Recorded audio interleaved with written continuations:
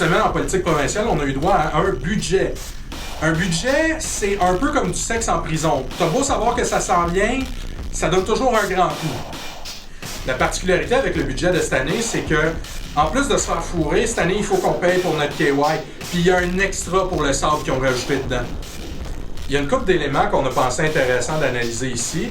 C'est sûr qu'on n'a pas lu le budget, qui lit ça le budget? Surtout qu'avec le nombre de crosses qu'il y a là-dedans, on se tapera pas tous les petits caractères. S'il y a un mot qu'on pourrait utiliser pour décrire le budget cette année, c'est austérité. Tu sais ce que le FMI, la Banque mondiale et l'OCDE commencent à dire à tout le monde, genre, faites pas ça, là, ça marche pas, regardez la Grèce, là, ça fait de la merde. Mais notre beau team économique, ils sont en contrebalance. Eux autres, ils vont le faire pareil. Parce qu'on est plus haut, nous autres, que la Banque mondiale et le FMI. On a un neurochirurgien que nous autres.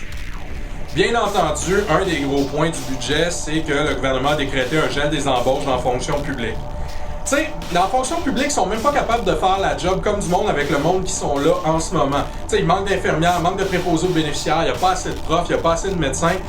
Là, ils décrètent un gel des embauches. Ça veut dire que pour être capable de combler les trous que ça va faire, ils vont être obligés de faire appel à de la sous-traitance. Tout le monde sait que la sous-traitance, ça coûte plus cher à l'État que de faire appel à du staff dans le public. Fait que ça veut dire que ça va coûter plus cher. L'année prochaine, le gouvernement va dire, ben ça coûte plus cher, fait qu'il faut faire plus de coupes parce qu'on n'a pas assez d'argent.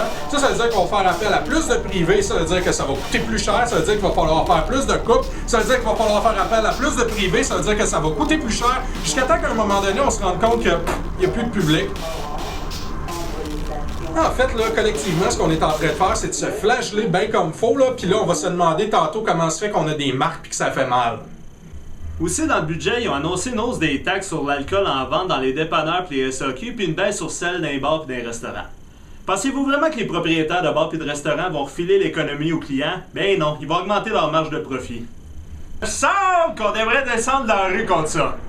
Bon, ok, le seul problème, c'est qu'il y aurait probablement juste du monde de schlag qui soignerait des sacs de canne à moitié vides en guise de casserole. Légèrement brun.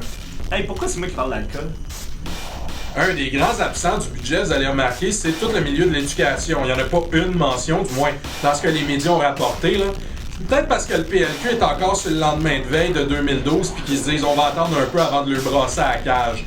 Par contre, vous allez voir, ça va être drôle. Quand ils vont brasser à la cage des étudiants, et ça va arriver, moi j'ai hâte de voir le PQ réessayer de mettre le carré rouge sur leur chemise en disant oui, on est pro-étudiants. En fait, c'est un peu normal que le gouvernement trouve rien à dire sur le milieu de l'éducation. Le ministre Yves Bolduc était puissant. Ils ont aussi annoncé des coupes des subventions en culture. Dans le fond, c'est juste qu'ils veulent se venger de la moitié des membres de l'UDA qui sont présentés pour le PQ à la dernière élection.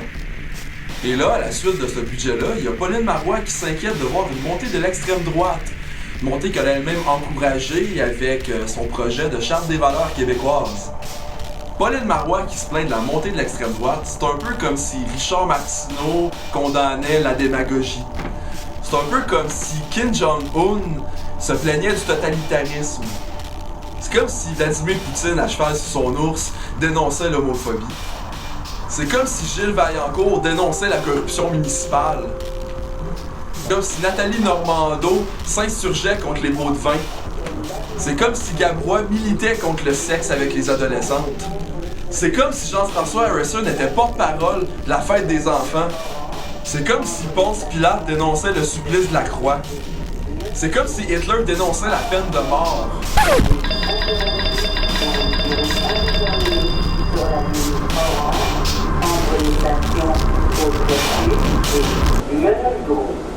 D'autres messages suivront.